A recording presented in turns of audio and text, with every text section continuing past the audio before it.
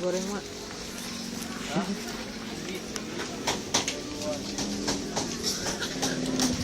Jalan lah. Tuh.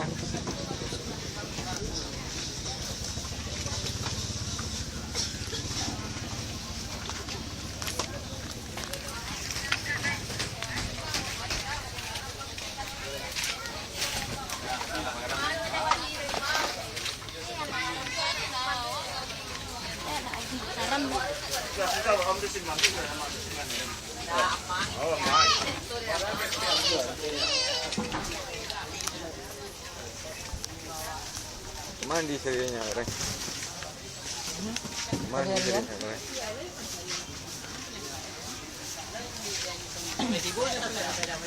Tapi timak ni balik ya. Jalan lah.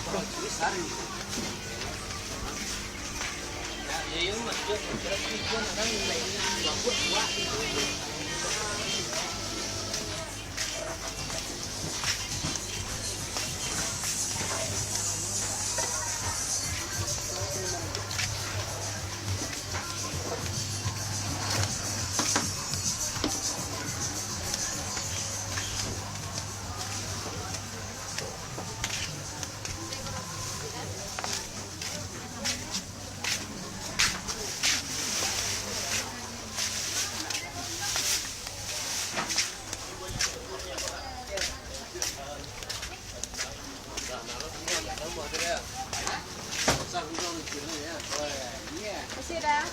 Ya, Pak.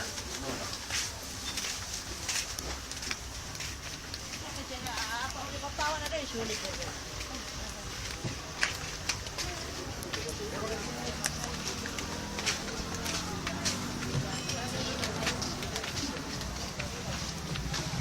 Oh, ni. Apa balik mak?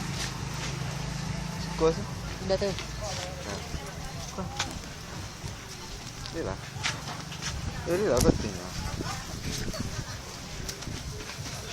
Tulis sekarang ya. Kurang 4,5. Mak. Ini ras rempek.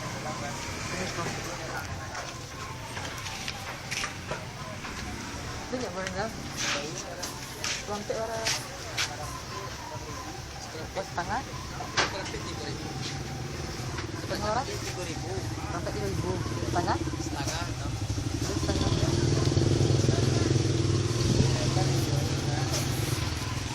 Boleh.